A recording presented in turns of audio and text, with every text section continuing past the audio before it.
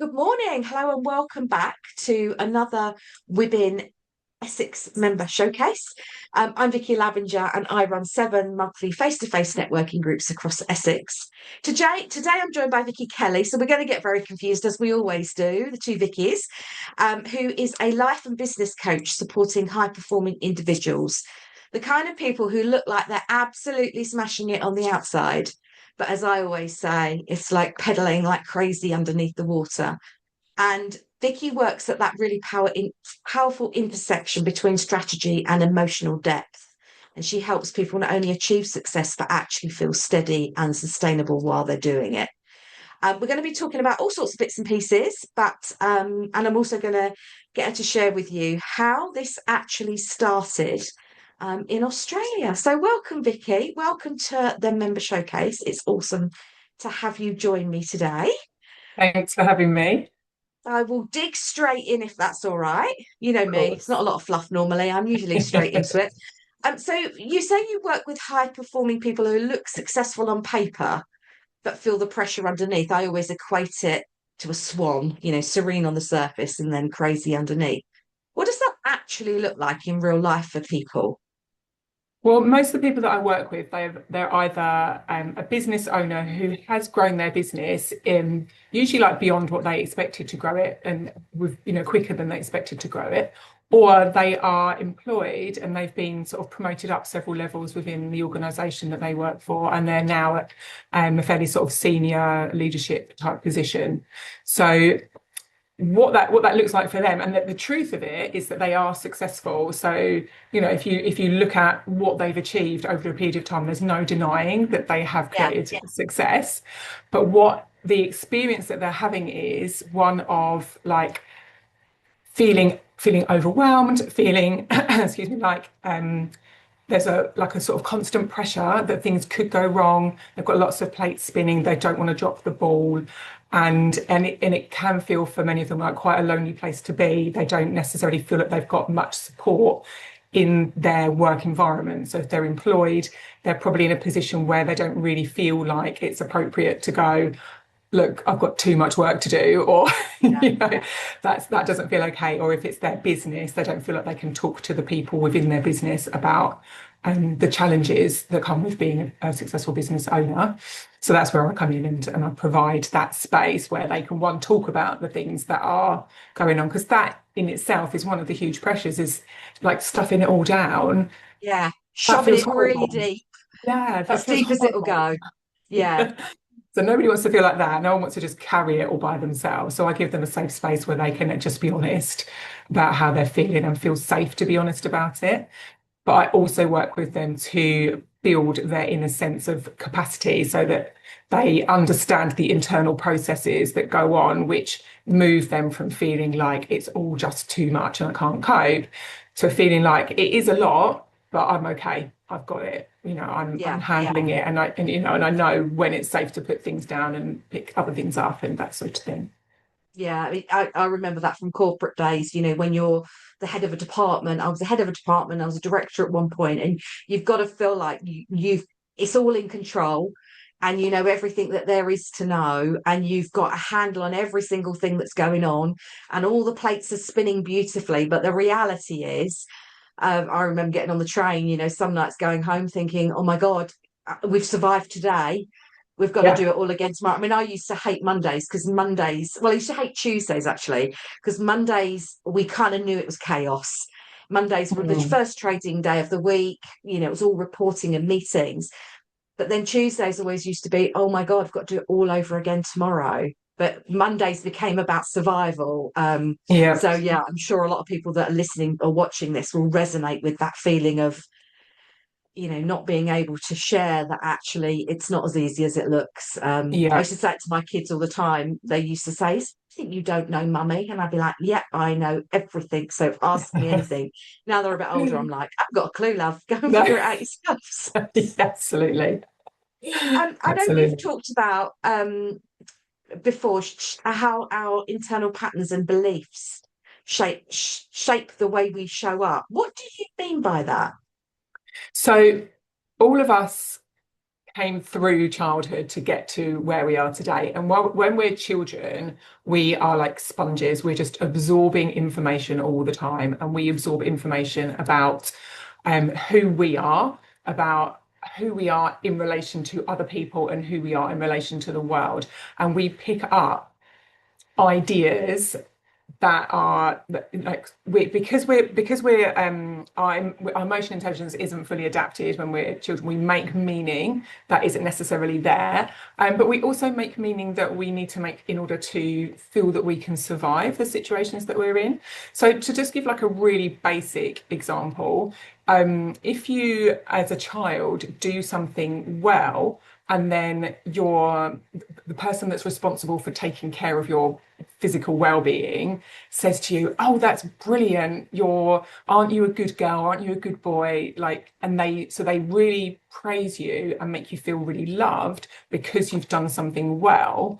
Then the brain it doesn't necessarily in every single case, but it can go, "Oh, when I do something well, that pleases the people who look after me. I want to please them because then they're going to keep looking after me." So we can then link our survival to doing something well.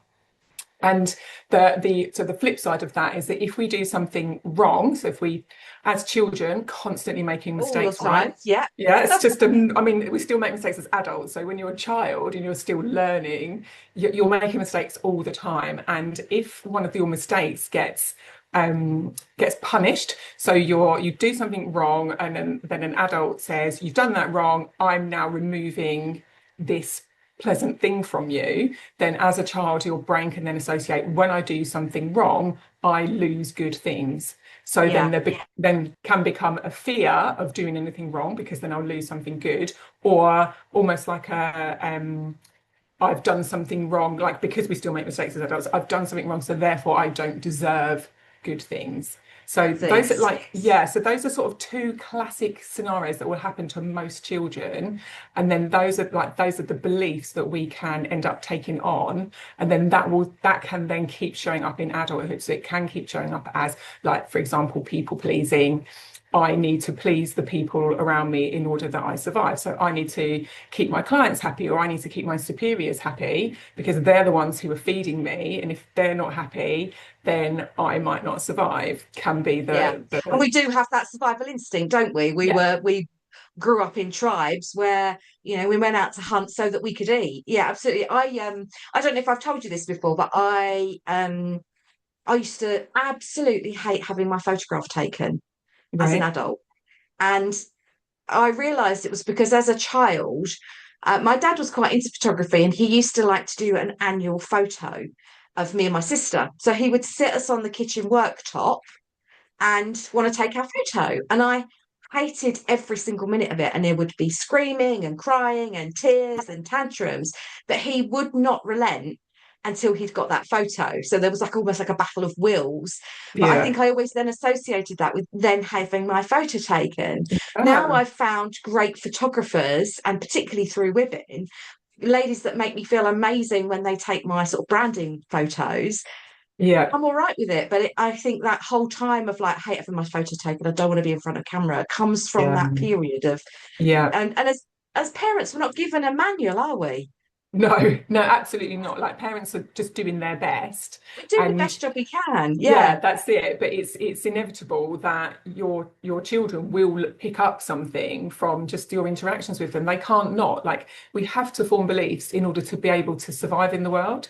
Because mm, if I didn't have a belief that this was a chair, I wouldn't be able to sit down on it. If I didn't have a belief that this was a laptop, I wouldn't log in and start doing stuff. So yeah, beliefs are functional, and like and being survival orientated is important as well, because otherwise we'd all just start like running through traffic and jumping off cliffs and things. So there yeah, is a function behind belief. So we pick up these beliefs in childhood that don't actually serve us in adult life, but we also pick up lots of beliefs that really do. So my job is to help people to notice that some of the beliefs that they have aren't actually serving them, and crucially aren't true.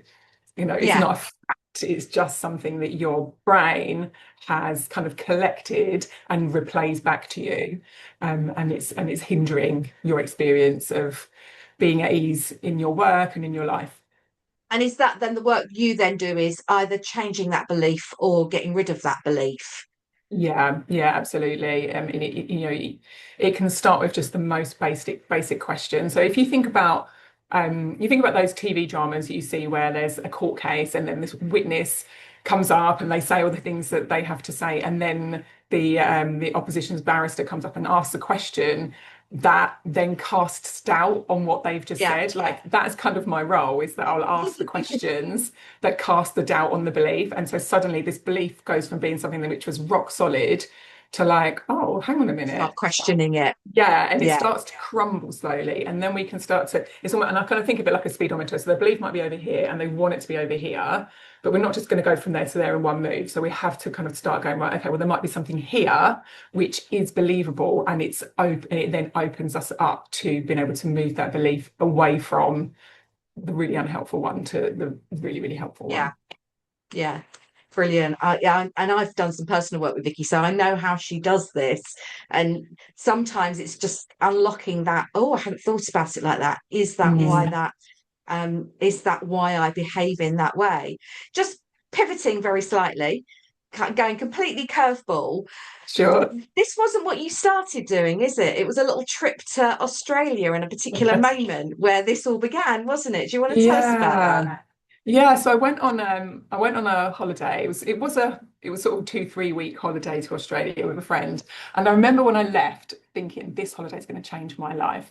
And but not in the way that I thought it was. I thought I was just going to end up being like, yeah, I'm going to live here and go traveling or what have you. But while we were there, I booked a massage, and the woman who was doing the massage kept chatting to me, which at first I found really irritating because I just wanted to relax and have my massage. Yeah. But she was asking me lots of questions about my life at home, and through the conversation, basically, she managed to get out of me that I was in a job where I felt like I'd hit this glass ceiling. There was nowhere else I could go. I didn't really want to do it anymore, but I didn't want to. And I was at the point where I was actually looking at other jobs, but they were just more of the same somewhere else. Yeah. And I didn't, so I wasn't really inspired by anything that I was looking at. And then she told me about this book, and the book was called I Could Do Anything If Only I Knew What It Was. And it, like, that title just really resonated with me. So I was like, right, okay, I'm going to get that book. And the book was actually at the airport. So I was able to buy it there Oh, and that was then. good. You were Pretty like, much, being that. handy. And so I read the book, and that was my first ever experience of anything that was personal development, life coaching related. And it blew my mind. It really did, because I suddenly could see that all the things that I just took as hard facts were just these beliefs that I picked up in like various different parts of my childhood.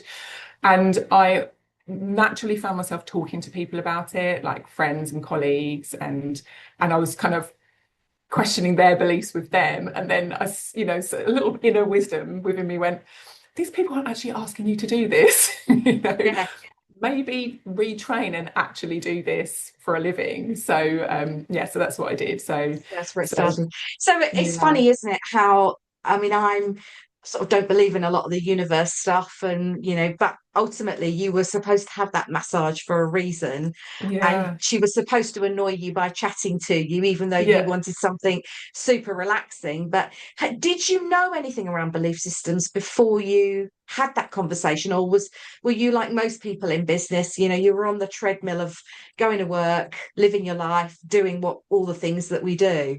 Yeah, I was completely I don't know if brainwashed is the right word, but I really had this But belief that so from it, and I can remember this at school thinking, I need to get it all right. It felt like I had one chance, right? So it's get your education, get your job. You need a good job that's going to pay reasonably well. And most importantly, I needed a good pension and I needed security, right? That was my belief system, was that. And that first step into the career ladder had felt really important, but yeah, it hadn't ever felt like like I'd never felt like all this shoe fits. It was just like this is the job I've got now, and so now this is the ladder that I'm on, and it just felt like, right, well, that's it. It felt like that's yeah, all you can do.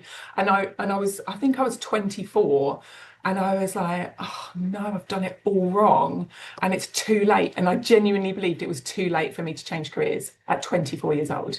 Genuinely believed that mm. No, until I read that book. yeah, I 100% agree with you. I think I was probably 27, 28, and I remember thinking, I think I'd started kind of in my what I call my proper job at 21, worked there 5 years. So at 26, I changed jobs, which I called my sabbatical because I went to work for somebody that I really hated. So then 6 months later, I went back to the job I was working. So it Mm, was probably around 27, 28. I had this bit of a moment where I was like, is this really what I want to do? But because I was earning good money, I actually enjoyed what I did. I didn't have a problem with it. But I was like, oh, it's just easier to stay where I am than actually mm, make a change.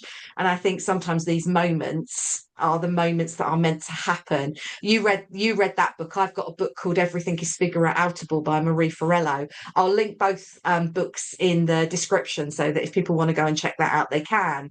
But it's amazing how just one thing, when your brain is in the right space, that for anyone listening, if you're 21, 24, 32, 48, 56 like me, 60 or 70, it's never too late to start something new, is it? And it no, is our never belief too late. system that we just need to work on Yeah, to help us get there. Yeah. Tell me about I'm going to pivot again. Sorry. that's okay. You're thinking on your feet today. Tell me about the different ways that clients can work with you. So the most common way that people work with me is one-to-one, and it's typically by the hour. And so yeah, that's a held space with me where we'll go through what's going on for them, unpack anything that needs unpacking, and create strategies that need creating. So some of it is strategy and action based, which is what people tend to typically expect from like a professional coach, so in a business or work-based environment. But then there's also the mindset and like energy side of things. So I do talk about like energy blocks and all that sort of thing with my clients as well. So it can get quite deep and interesting for those who are open to that. So that's typically done in a one-to-one setting by the hour. I do also do a 2-day deep dive intensive, which is not for the faint of heart, but it is a really nourishing, nurturing, but transformative experience for those who are like ready for that. But I think it's very much, if you're ready for it, you'll know. It's not one of those things where Yeah. you're like, oh, Yeah. should I do that? Or maybe I don't know. Yeah. It is If you're you'll sitting on the know. fence, maybe it's not for you. But if Yeah. you're like, right, I'm ready to go all in, yeah. Yeah, that's it. And then the other way is I'm opening a group experience. Well, I say opening, by the time people are watching this, it may well have already started, but it's a group experience for those who sort of fit that criteria of that successful on the outside, but just feeling that internal stress or stretch or like overwhelm or however you describe it internally for you. And in that group, we are doing, so it's more like an educational, so it's not an unpacking all of your individual experiences. This is more about me teaching the tools which create that growth. And so that's like learning exercises for people to do. There's like a Q&A section, and it's like a small but really well curated group so that we're all on this journey together. And it's a minimum Yeah. 6 month commitment to that. Yeah, because I find when you run a group program in the kind of field that you're in, not everyone wants to open up, do they? But you're No, giving them the tools to then sort of start questioning themselves about how that relates to them, and then getting more help from you, or doing the work in the group, or however that would be. But yeah, I've heard you talk about your 2-day intensive, and oh, not sure I'm ready for that. Do you yeah. work with both men and women? Because sometimes when I talk to